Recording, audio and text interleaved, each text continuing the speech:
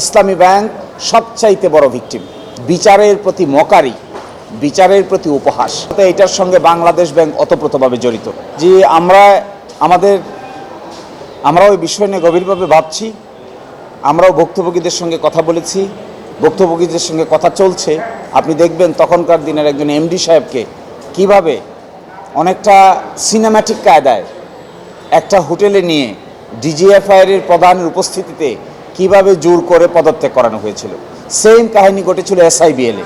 তো এই জন্য এই বিষয়টি যার যার কাছ থেকে এইভাবে ডিরেক্টরশিপ এবং শেয়ার জোর করে নেওয়া হয়েছে এবং বিশেষ কায়দায় গোয়েন্দা বাহিনীর তত্ত্বাবধানে তাদের নামে এই শেয়ারকে ট্রান্সফার করা হয়েছে। সেই শেয়ারের পরিমাণ প্রায় 82%। এই 82% শেয়ার হাইকোর্টের একটা আদেশের ভিত্তিতে এখন ফ্রিজ করা আছে। আমরা চেষ্টা করছি যারা যারা ভুক্তভোগী ছিলেন তারা সকলেই এই মামলায় এসে পক্ষভুক্ত হবেন।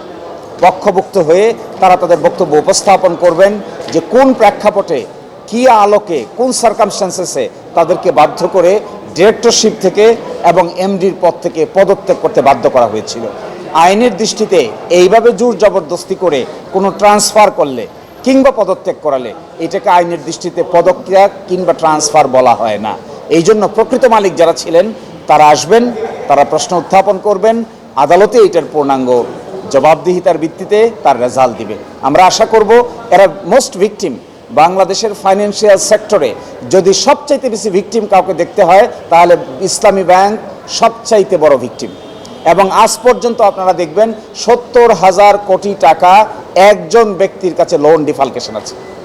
আমরা এগুলোকে আদালতে উপস্থাপন করতে চাই এবং বাকিটা বাংলাদেশ ব্যাংক এবং সরকার, আমরা মনে করি প্রকৃত মালিকের হাতে যদি এই মালিকানা ফিরিয়ে দেওয়া যায় এইটাই বাংলাদেশ ইসলামী ব্যাংকের জন্য সবচাইতে নিরাপদ স্থল। আর তা না করে যারা লুট করে, ডাকাতি করে, অস্ত্রের সামনে রাষ্ট্রযন্ত্র ব্যবহার করে ব্যাংক নিয়ে গেল, তাদেরকেই যদি আবার মালিকানা ফিরিয়ে দেওয়া হয় এটা হবে ট্র্যাভেস্টি অফ জাস্টিস, বিচারের প্রতি মকারি, বিচারের প্রতি উপহাস। এটা কেউ করবেন বলে আমরা মনে করি না।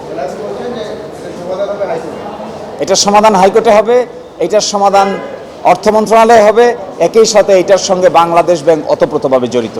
এই জন্য মাল্টিফ্যাসেট উদ্যোগ নেওয়া হচ্ছে যেন এটার জাস্টিস পাবেন তারাই যারা প্রকৃত মালিক ছিলেন। তারা যদি এটা ফেরত পান এটাই জাস্টিস হবে। আর মাঝখানে কোনো এক ইউজার পার, কোনো এক অবৈধ দখলদার, কোনো এক বন্দুকধারী, কোনো এক পোশাকের বলে কেউ যদি ব্যাংকের মালিকদের কাছ থেকে প্রকৃত মালিকানা কেড়ে নেয়, নিশ্চয়ই এটাকে মালিকানা ট্রান্সফার বলা ঠিক হবে না।